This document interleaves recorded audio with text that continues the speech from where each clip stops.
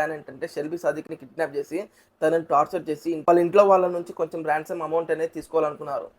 తనని కిడ్నాప్ చేసింది తన వర్కర్స్ అని షెల్బీకి తెలిసిపోవడంతో షెల్బీని చంపేశారు.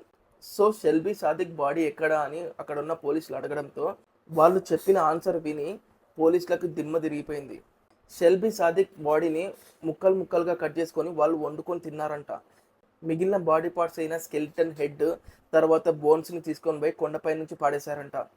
తర్వాత పోలీసులు మెయిన్ క్రిమినల్ అయిన ఉమాంగ్ సింగ్ వర్మని తీసుకొని వెళ్ళారు. అక్కడ తీసుకొని వెళ్ళాక వాళ్ళకి ఒక బోన్స్ తర్వాత స్కెలిటన్ హెడ్ అవి దొరికాయి అనమాట. పోలీసులు బాడీ పార్ట్స్ని రికవర్ చేసుకొని మెయిన్ క్రిమినల్ అయిన ఉమాంగ్ సింగ్ వర్మని తీసుకొని వస్తుండగా ఊరి జనాలు పోలీసులను అడ్డుకొని లోపల ఉన్న మెయిన్ క్రిమినల్ అయిన ఉమాంగ్ సింగ్ వర్మని బయటికి లాగి కొట్టి చంపేశారనమాట. అడ్డొచ్చిన 3 పోలీసులకు కూడా దెబ్బలు తగిలినాయి. ఇలాంటి రియల్ ఇన్సిడెంట్ వీడియోస్ కావాలనుకుంటే లైక్ చేసి సబ్స్క్రైబ్ చేసుకోండి.